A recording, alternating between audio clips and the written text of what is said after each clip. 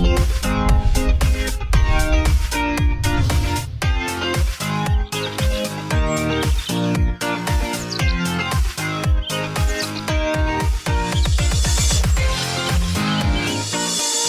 à tous, je suis Secoué le Tech Tech. Aujourd'hui, nous allons parler d'un sujet important qu'on entend souvent dans les médias. Je vais vous parler du développement durable. Alors, c'est quoi le développement durable? C'est en 1987 qu'on a pris conscience de ce qu'était le développement durable. La ministre norvégienne Brundtland indique qu'il s'agit d'un développement qui répond aux besoins du présent sans compromettre la capacité des générations futures à répondre aux leurs. Préserver notre planète devient une nécessité.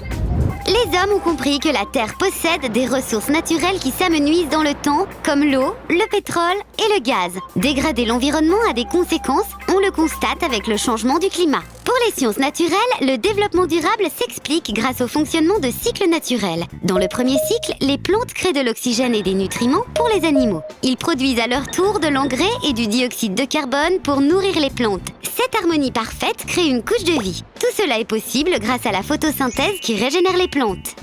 Il y a aussi un deuxième cycle géologique qui apporte un équilibre à la Terre. C'est celui qui part de l'écorce terrestre. Par le biais d'éruptions volcaniques, de la matière remonte dans cette première couche de vie, ce qui régénère l'écorce de la Terre grâce à des retombées de minéralisation et de la sédimentation.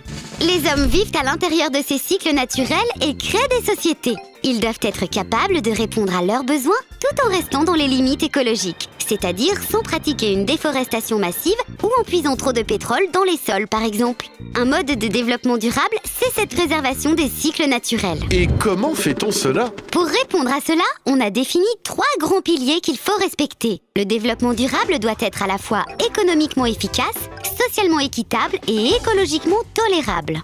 Regardons cela de plus près. Le pilier économique, c'est tout ce que nous produisons et consommons. Il faut favoriser à la fois la croissance, l'environnemental et le social.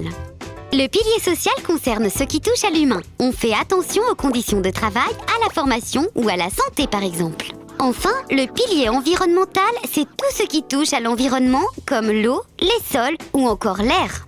Toute action sur un de ces piliers a des conséquences sur les 2 autres. Par exemple, lorsqu'un pétrolier se renverse dans l'océan, il y aura une marée noire, ce qui touche au pilier de l'environnement. Aussi, le pilier économique sera atteint car les pêcheurs ne peuvent plus travailler dans ces eaux. De ce fait, ils ne peuvent plus gagner d'argent, ce qui impacte le pilier social. Quels sont les objectifs du développement durable? Les objectifs du développement durable sont de lutter contre le changement climatique en préservant la biodiversité, la cohésion sociale entre les gens et les générations, l'épanouissement de tous les êtres humains et enfin d'encourager la production et la consommation. Concrètement, y a-t-il des actions qui favorisent le développement durable? Il faut changer nos habitudes dans les domaines de la santé, des déchets, des transports, de la pollution et des inégalités. Les ressources naturelles doivent être utilisées de manière raisonnable et l'effort doit être collectif.